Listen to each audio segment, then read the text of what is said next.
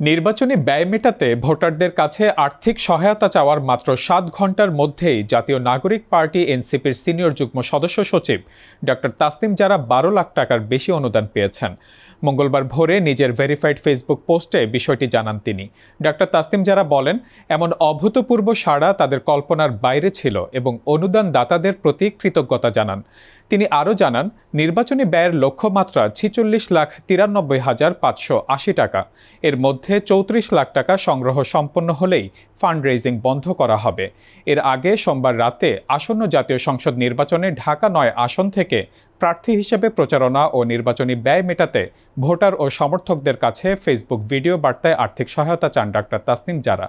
রাজনৈতিক বিশ্লেষকদের মতে, বাংলাদেশে নির্বাচনী ব্যয় মেটাতে প্রকাশ্যে ফান্ড রেইজিংয়ের ক্ষেত্রে এটি একটি নতুন ধারা তৈরি করবে।